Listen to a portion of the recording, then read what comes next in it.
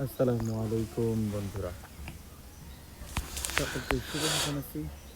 আমরা গুগল ক্রোমে যে 6 মে আমরা 2025 সার্চ করতে পারি আজকে এসএসসি যে পরীক্ষার এডুকেশন বোর্ড প্রকাশ পাবে এবং এডুকেশন বাংলাদেশ রেজাল্ট কি হবে যে ওয়েবসাইট আছে, অনেক টেনশন এই আছে। যে এডুকেশন বোর্ড বাংলাদেশ, কখন কয়টার সময় কত এখানে দ্রুত আমি রেজাল্টটা পেতে পারি। এখান থেকে আমরা রেজাল্ট দেখতে পারবো।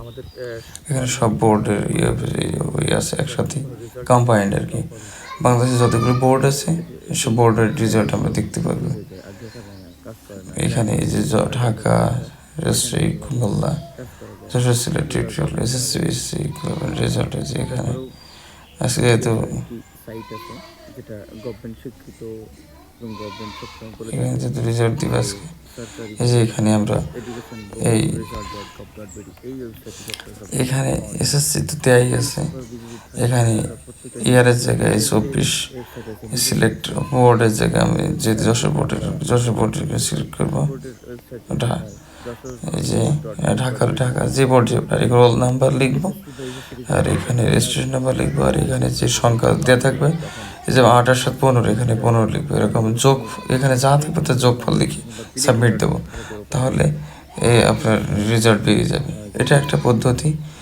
আর একটা পদ্ধতি হলো যে যার যার বোর্ড প্রত্যেকের বোর্ডে গেলে সেখান থেকে সেই প্রত্যেক বোর্ডের রেজাল্ট দেখা যাবে এবং আমাদের যশোর বোর্ডের আপনারা যে এসএসসি যশোর বোর্ড আবার অনেকেই ভাবছেন কী হয় কি না জানি ডট গভ ডট মধ্যম বিড টেনশন হয়, রেজাল্ট একটু পড়াশোনা করেন, এত পড়াশোনা করলাম পরশুতে কী রেজাল্ট হবে যশোর বোর্ডের, জানি না।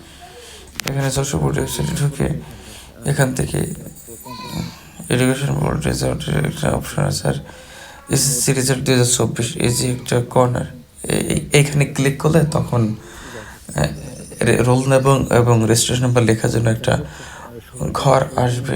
সেখানে ক্লিক করলে সাথে সাথে মার্কশিট সহ দেখতে পারবো। রোল এবং রেজিস্ট্রেশন নাম্বার যদি দিই তাহলে নম্বর সহ আমরা রেজাল্ট দেখতে পারবো। রেজাল্ট করে একটা অ্যাপস আছে, এই যে এখানে লিখেই দিয়েছে যেহেতু এখনো public SSC result 2024 result will be published on 12 May 2024 at 11 AM।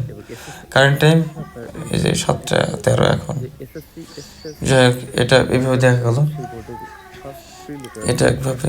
R SMS এর মাধ্যমে আমরা দেখতে পারি, এসএমএস এর মাধ্যমে সেটা মনে করেন এই যে এখানে 2 যাবে, আমার সেন্ড হবে 16,222। আর এখানে লিখতে হবে মানে SSC স্পেস ঢাকা বোর্ডের স্পেস 2000 রোল নাম্বার মানে সামথিং একটা কিছু একটা এরকম রোল নাম্বার স্পেস 2024। এখানে এই যে 2 মানে সেন্ড হবে 16,222। এইভাবে এখানে দেওয়ার সাথে ক্লিক করলেই এসএমএস চলে যাবে এবং এর মাধ্যমে আপনি রেজাল্ট দেখতে পারবেন। আপনার ব্যালেন্স অবশ্যই 237 টাকা লাগবে, নাহলে এসএমএস যাবে না। ওকে, আল্লাহ হাফেজ। এই কয়েকভাবে আপনি সহজেই এই কয়েকটা পদ্ধতির মাধ্যমে আপনি সহজেই রেজাল্ট দেখতে পারবেন।